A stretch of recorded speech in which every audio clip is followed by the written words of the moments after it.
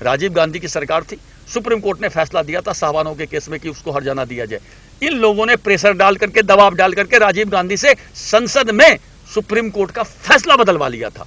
आज इनकी औकात संसद में फैसला बदलवाने की नहीं है, इसलिए ये मनमसोस करा रहे हैं। इनके भाई साहब ने बोला था कि 15 मिनट के लिए पूरी सता लो, फिर मैं दिखला देता हूं हिंदुओं को, हम 25 करोड़ हैं, तुम 100 करोड़ हैं, फिर भी मैं देख लूंगा। पूरे लुटियन दिल्ली के जितने मंत्री के बंगले हैं, सब में इफ्तार दावत होती थी, और ये ओवैसी साहब और ओवैसी साहब जैसे लोग उसमें शामिल होते थे। तो क्या प्रधानमंत्री को इफ्तार करना चाहिए? राष्ट्रपति को इफ्तार करना चाहिए? कभी इन्होंने जुलूस निकाला है इफ्तार के विरुद्ध में कि प्रधानमंत्री को इफ्तार नहीं करना चाहिए, राष्ट्रपति को इफ्तार नहीं करना चाहिए? नहीं निकाला है। तो ये दुगली नीति है इनकी। हिंदू की बात हो तो हम सेकुलर हैं, मुसलमानों की बात हो तो सब कुछ जायज है। ये अब नहीं चलेगा देश में। तो 4000 साल 5000 साल पहले यहां पर सिर्फ सनातन धर्म था, हिंदू धर्म था, तो वो हिंदू धर्म का ही ढांचा था, और इसीलिए कोर्ट ने यह फैसला दिया है कि वहां पे मंदिर बनेगा। नमस्कार दोस्तों, स्वागत है आपका यूथ मीडिया टीवी पर। अभी हम लोग मौजूद हैं दिल्ली नोएडा हाईवे पर। हमारे साथ मौजूद हैं सतीश हाजी। गाड़ी में शूट कर रहे हैं आज, क्योंकि बारिश का मौसम हो रखा है, काफी अच्छा मौसम हो रखा है इस टाइम बाहर। और आज बात करेंगे सतीश झा जी से ओवैसी के बारे में। ओवैसी जी कह रहे हैं कि राम मंदिर जो है वो कब्रिस्तान के ऊपर बन रहा है, और फिर से उन्होंने अपना काम शुरू कर दिया है लोगों को भड़काने का कि 400 साल से वहां हमारी मस्जिद थी, मुसलमान भाइयों भूलना मत, ये सब दोबारा वो बोलने लगे हैं। बात करेंगे इसी मामले में सर से कि सर क्या सोचते हैं। सर, राम मंदिर पर ओवैसी जी अपना बयान देने लगे हैं कि राम मंदिर कब्रिस्तान के ऊपर बन रहा है, तो इस चीज को कैसे देखते, क्या बोलना चाहेंगे आप? ओवैसी जी ने 2-3 बातें बोली है कि 400 साल से वहां मस्जिद थी जिसको 1992 में तोड़ा गया। पहली बात तो ये झूठ है। सुप्रीम कोर्ट ने उसको मस्जिद नहीं कभी बोला है, उसको विवादास्पद ढांचा बोला है। तो पहली बात तो ये झूठ है। दूसरी बात, यदि 400 साल इनकी मैं मान लूं तो 5700 साल पहले रामचंद्र जी का जन्म हुआ था, उसमें से 400 साल हम घटा देते हैं तो 5300 साल तक वहां मंदिर था। तो 5300 साल तक जहां मंदिर था, जिसको तोड़ करके आपने मस्जिद बनाया था, तो 5300 साल वाले का दावा मजबूत होगा ना। 400 साल वाले का दावा 5000 साल वाले दावे से बहुत ही कमजोर है, नंबर 1। नंबर 2, इस मामले में सुप्रीम कोर्ट ने स्पष्ट फैसला दे दिया है कि वह राम जन्मभूमि है और वहां पे राम का मंदिर बनेगा, इसमें अब कोई शक नहीं। यदि इसमें कोई इफ बट करता है तो वो सुप्रीम कोर्ट के फैसले को नहीं मानता है, जिसके मामले में इन लोगों का रिकॉर्ड बहुत खराब है। इन लोगों ने सुप्रीम कोर्ट का फैसला कभी माना नहीं है, लेकिन फिर भी चूंकि सुप्रीम कोर्ट का स्पष्ट निर्देश है। तीसरी बात, ये कह रहे हैं कि वहां पे चूंकि मस्जिद थी, मस्जिद को शहीद किया गया था, और यह सबूत नहीं मिला है कि उसके नीचे हिंदू मंदिर था। सुप्रीम कोर्ट की उदाहरण दे रहे हैं। हाँ, गैर इस्लामिक ढांचा था, और इशारा से कहते हैं कि बुद्ध धर्म का ढांचा था। मैं इसका सख्त विरोध करता हूं। यह मुसलमानों की बेइज्जती है। यह यदि मैं मान लूं तो यह मानना पड़ेगा कि मुसलमानों ने हिंदू मंदिर ही नहीं तोड़ा था, बौद्ध का मंदिर भी तोड़ा था, तभी तो वहां बौद्ध धर्म का ढांचा था। मैं इसको सिरे से नकारता हूं। हमारे मुसलमान भाई ऐसे नहीं है कि हिंदू धर्म का भी मंदिर तोड़े, बौद्ध धर्म का भी मंदिर तोड़े। ओवैसी जी कह रहे हैं कि बौद्ध धर्म का मंदिर भी मुसलमान तोड़ता था, जिसका मैं खारिज करता हूं, इसका मैं विरोध करता हूं। वहां पे हिंदू मंदिर का अवशेष ही था। कोर्ट ने कहा है गैर इस्लामिक ढांचा था। तो 4000 साल 5000 साल पहले यहां पर सिर्फ सनातन धर्म था, हिंदू धर्म था, तो वो हिंदू धर्म का ही ढांचा था, और इसीलिए कोर्ट ने यह फैसला दिया है कि वहां पे मंदिर बनेगा। अब यदि कोई अगर मगर कर रहे हैं तो ये गलत है। तीसरी बात, ओवैसी जी बोल रहे हैं कि वहां पर प्रधानमंत्री को नहीं जाना चाहिए। क्यों भाई, क्यों नहीं जाना चाहिए? इसलिए नहीं जाना चाहिए, एक सेकुलर राष्ट्र है, ये सेकुलर राष्ट्र के प्रधानमंत्री हैं, ठीक। रोजा इफ्तार में प्रधानमंत्री निवास पे, राष्ट्रपति निवास में, पूरे लुटियन दिल्ली के जितने मंत्री के बंगले हैं, सब में इफ्तार दावत होती थी, और ये ओवैसी साहब और ओवैसी साहब जैसे लोग उसमें शामिल होते थे। तो क्या प्रधानमंत्री को इफ्तार करना चाहिए? राष्ट्रपति को इफ्तार करना चाहिए? कभी इन्होंने जुलूस निकाला है इफ्तार के विरुद्ध में कि प्रधानमंत्री को इफ्तार नहीं करना चाहिए, राष्ट्रपति को इफ्तार नहीं करना चाहिए? नहीं निकाला है। तो ये दुगली नीति है इनकी। हिंदू की बात हो तो हम सेकुलर हैं, मुसलमानों की बात हो तो सब कुछ जायज है। ये अब नहीं चलेगा देश में। 2014 के बाद इतिहास बदल चुका है। जब इस देश का इतिहास लिखा जाएगा तो 1947 से 2014 तक का एक इतिहास होगा और 2014 के बाद का दूसरा इतिहास होगा। भारत अब बदल चुका है। सर, ऐसे बयान देना कि राम मंदिर कब्रिस्तान पर बन रहा है, वो क्या समाज को लड़ाने की कोशिश कर रहे हैं? और ऐसे विवादित बयान देना ही क्यों, जब कोर्ट का फैसला आ चुका है उस पर कि हाँ वहां पर मंदिर था और मंदिर ही बनेगा। तो एक तरफ वो कहते हैं कि हम संविधान की रक्षा करते हैं, संविधान के साथ चलते हैं, इस टाइम पे उनका संविधान कहाँ चला जाता है? पहली बात तो ओवैसी जी का संविधान से कोई लेना देना नहीं है, नंबर एक। नंबर दो, आपने बोला कि विवादित बयान ये देते हैं, इनका इतिहास रहा है विवादित बयान देने का। इनके भाई साहब ने बोला था कि 15 मिनट के लिए पूरी सता लो, फिर मैं दिखला देता हूँ हिंदुओं को, हम 25 करोड़ हैं, तुम 100 करोड़ हैं, फिर भी मैं देख लूँगा। ओवैसी जी ने श्री राम के विरुद्ध अपने भाषण में बयान दिया है कि श्री राम की ननिहाल थी हरियाणा, उनकी माँ रहती थी हरियाणा, राम का जन्म शायद वहाँ हुआ, राम का जन्म वहाँ हुआ। आप कल्पना कीजिए, आप किसी और धर्म के बारे में बोलना तो छोड़िए, ऐसा सोच भी नहीं सकते हैं। यदि किसी और धर्म के बारे में और ऐसा बोल दीजिए, आपकी हत्या कर दी जाएगी जी। यह सबूत है कि भारत ही एक सेकुलर देश है जिसमें कोई कुछ भी बोल सकता है।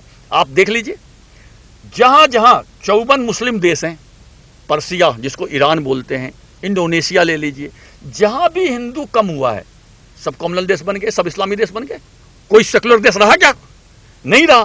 भारत सेकुलर ही इसलिए है कि यहाँ पर हिंदू आबादी ज्यादा है। जिस दिन यहाँ हिंदू आबादी कम हो जाएगी, यह देश भी कम्युनल देश हो जाएगा, इस्लामी देश हो जाएगा। सेकुलरिज्म की गारंटी है कि यहाँ पर हिंदू आबादी ज्यादा होना चाहिए, हिंदू हित की बात होनी चाहिए। और राम का मंदिर कोई हिंदू का मंदिर नहीं है, राम का मंदिर भारत का मंदिर है। भारत में जो भी लोग रहते हैं वो राम के वंशज ही हैं।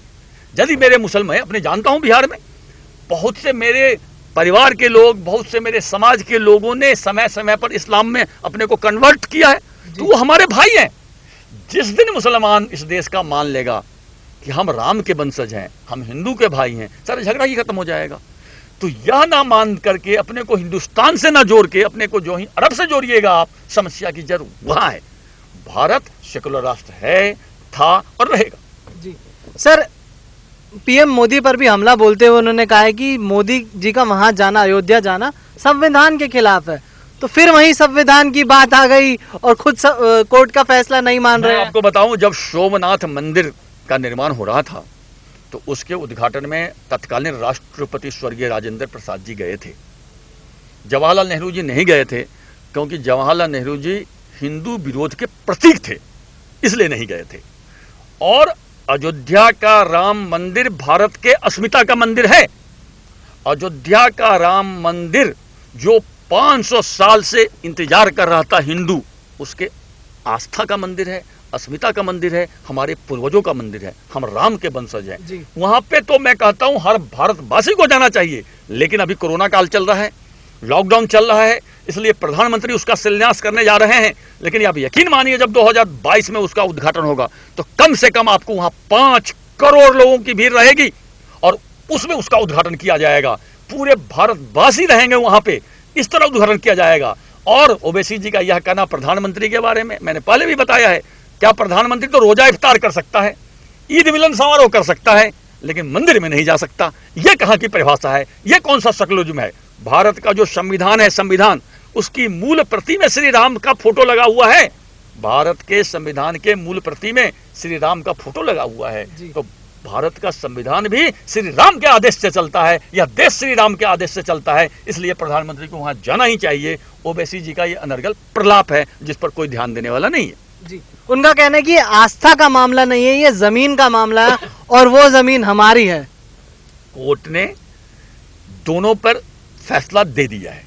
कोर्ट ने बोल दिया है कि इस जो राम मंदिर की भूमि है जहां पर विवादित ढांचा था, उसके नीचे से गैर इस्लामिक ढांचा मिला है, अर्थात वहां मस्जिद नहीं थी, किसी और ढांचे को तोड़ करके मस्जिद बनाई गई थी।